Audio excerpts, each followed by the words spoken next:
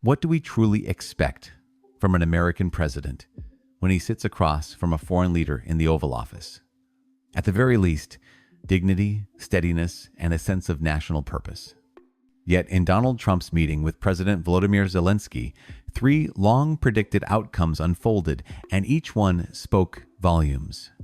First, Trump's familiar pattern of lashing out and losing composure was on full display. Second, he once again offered words that seemed more deferential to Vladimir Putin than to America's own allies, a troubling signal in the midst of an ongoing war. But third, and most striking, Zelensky refused to bend. Instead, he pushed back with clarity and even sharp wit, exposing the hollowness of Trump's theatrics inside the White House itself. It raises an uncomfortable but necessary question. When a foreign leader must remind us of the strength and restraint we expect from our own president, what does that say about the state of American leadership? And more importantly, how should we respond as citizens in a democracy that depends on accountability? I want to start with one of the strangest answers to a very easy question that Donald Trump gave about this war. Mr. President, a very touching letter from the First Lady, and the letter was hand-delivered to President Putin, and it calls for an end to the war, essentially, because of the children's future. Why did the First Lady feel that letter was necessary? Was it because she believes that Mr. Putin is the aggressor in the war? Is a similar letter being hand-delivered to President Zelensky? So the First Lady felt very strongly. She's watched the same thing that you watch and that I watch. I see things that you don't get to see, and it's horrible.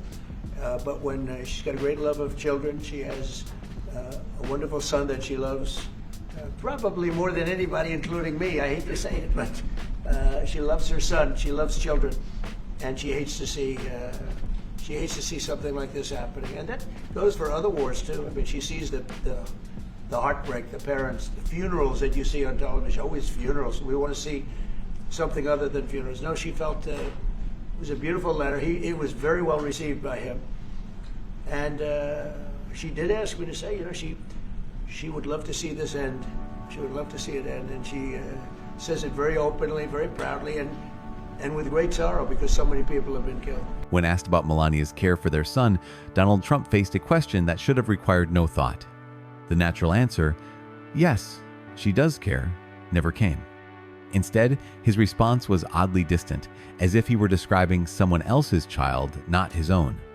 This moment underscores 2 persistent concerns: the decline in Trump's clarity and his striking absence of empathy.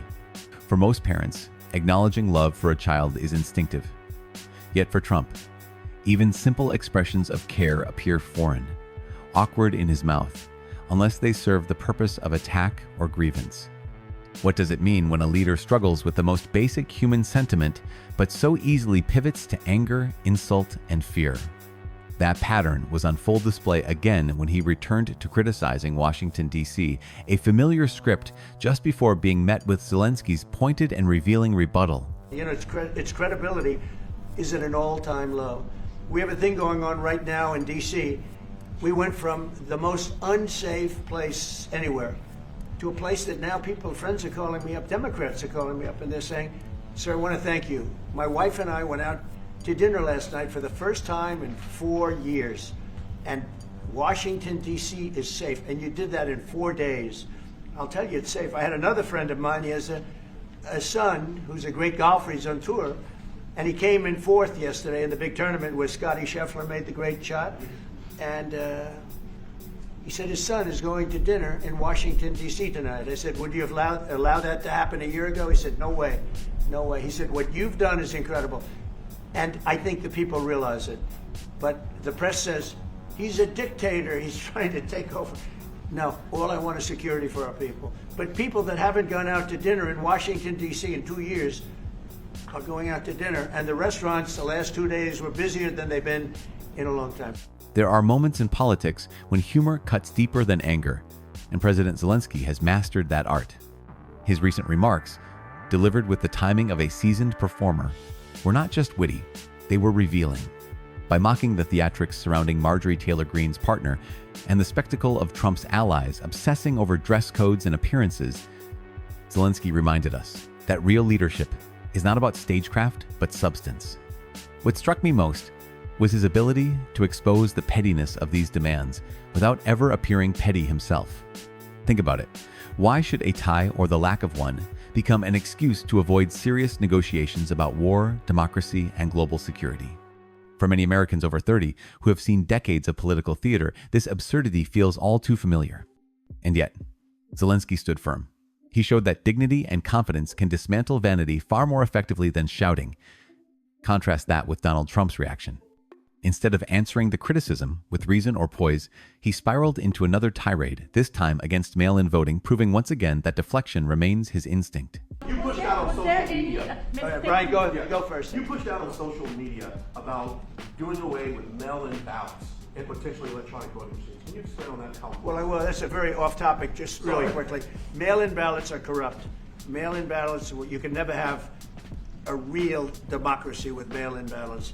And we, as a Republican Party, are going to do everything possible that we get rid of mail-in ballots. We're going to start with an executive order that's being written right now by the best lawyers in the country to end mail-in ballots because they're corrupt.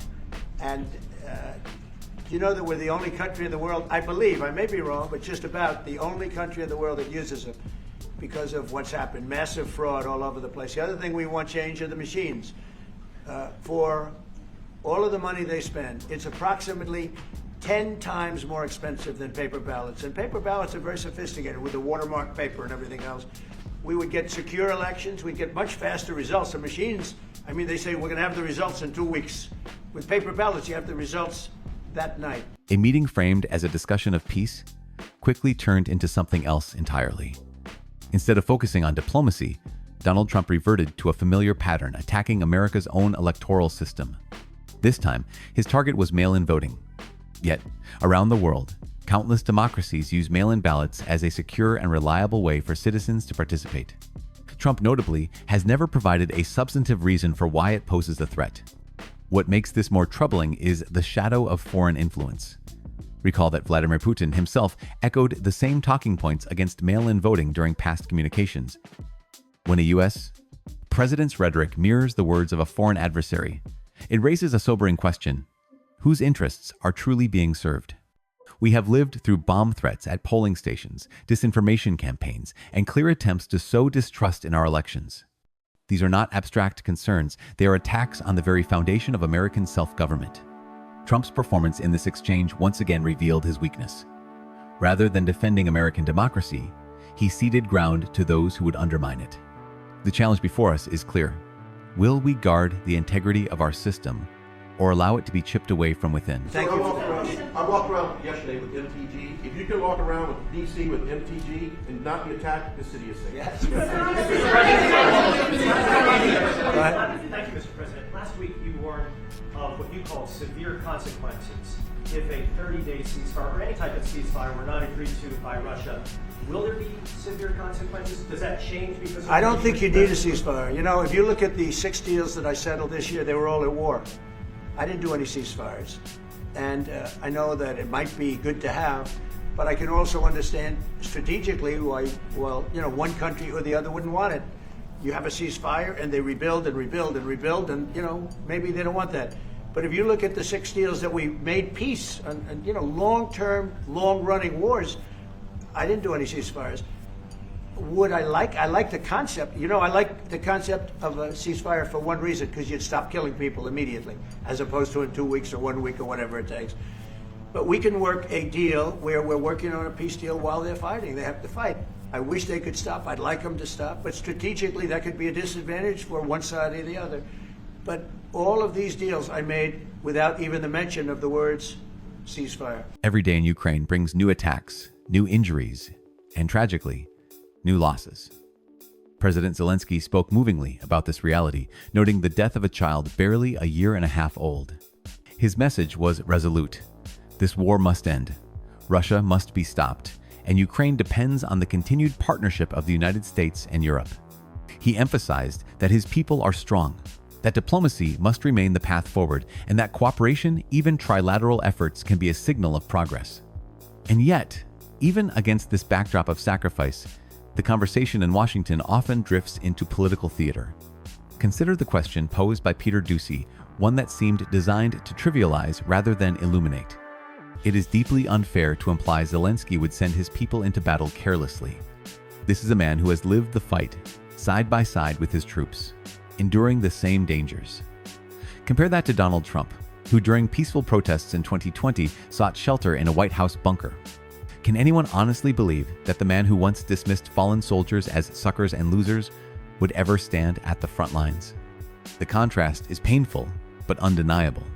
Zelensky embodies resilience, presence, and responsibility, while Trump continues to rely on slogans and deflections such as his empty promise to end the war in 24 hours. It is embarrassing and dangerous when accountability is shifted from those who undermine democracy to those who defend it. That is why we must keep calling this out. If you believe these conversations are important, I encourage you to like and share this video so others can join in. And don't forget to subscribe, because in the next episode, we will take a deeper look at how America's choices reverberate far beyond our own borders.